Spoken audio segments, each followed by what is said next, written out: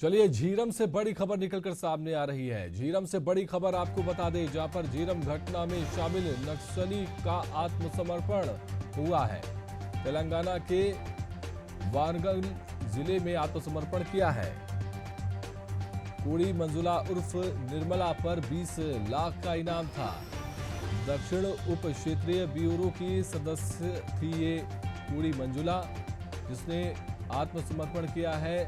Warangal police आयुक्त के समक्ष आत्मसमर्पण किया है। तो झीरम से ये बड़ी खबर निकलकर सामने आ रही है।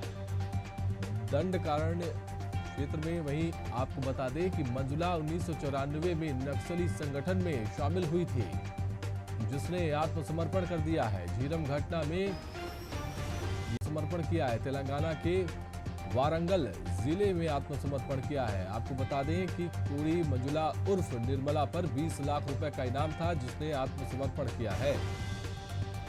इसी खबर पर ज्यादा जानकारी के साथ हमारे संवाददाता प्रशांत जुड़ चुके हैं। प्रशांत, यहां पर बड़ी खबर निकलकर सामने आ रही है, जिसमें देखा जा रहा है कि जो झीरम घटना में नक्सली शामिल थी, उसने आत्मसमर्पण कर दिया है। कितनी अहम है ये बात, और क्या कुछ ज्यादा जानकारी आपके पास है, बताएं। बिल्कुल सिद्धांत, जिस तरीके से बस्तर नहीं, छत्तीसगढ़ ही नहीं, पूरे देश का ये सबसे बड़ा नक्सली हमला था। क्योंकि सबसे बड़ा नक्सली हमला इसलिए कह रहे हैं क्योंकि इसमें जो राजनीतिक पार्टी है उसको निशाना बनाकर 30 लोगों की जान इसमें गई थी। नक्सलियों ने एक साजिश के तहत जो एम्बुश लगाकर हमला किया था, और उसमें जो भी शामिल थे उनकी गिरफ्तारी या फिर उनका आत्मसमर्पण अपने आप में एक महत्वपूर्ण हो जाता है। क्योंकि उस घटना की सच्चाई, उस घटना के पीछे किसकी साजिश थी, नक्सलियों का क्या मंसूबा था, ये स्पष्ट अभी तक नहीं हो पाया है। एनआईए भी जांच कर रही है, एसआईटी भी गठन किया गया था, उसके बावजूद भी अभी तक सही तरीके से जो जांच है वो पूरी नहीं हो पाई है। ऐसे में जो आत्मसमर्पण हुआ है मंजुला का, वो एक अहम सुराग जो है वो उससे मिल सकता है। क्योंकि वो लंबे समय से नक्सल संगठन से जुड़ी हुई थी और दरबा डिवीजन में प्रभारी के रूप में भी जो है नक्सल संगठन में काम कर चुकी है। 20 लाख का इनाम उसका उस पर सरकार ने घोषित किया था। तो एक बड़ी सफलता बिल्कुल कहा जा सकता है कि जिस तरीके से अभी दबाव नक्सल संगठन पर किया जा रहा है, और 2025 जो नक्सल संगठन की समाप्ति की बात जो केंद्रीय गृह मंत्री ने किया, उसके बाद से लगातार एनकाउंटर्स हो रहे हैं, लगातार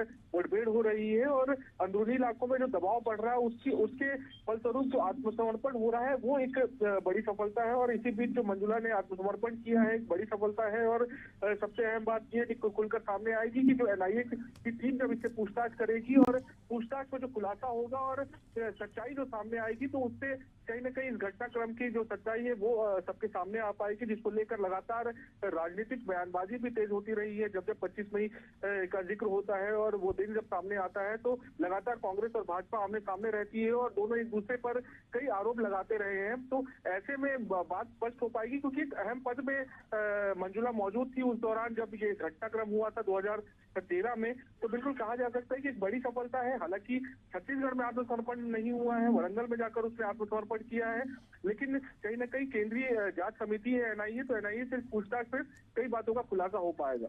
जी प्रशांत, तमाम जानकारी के लिए आपका शुक्रिया।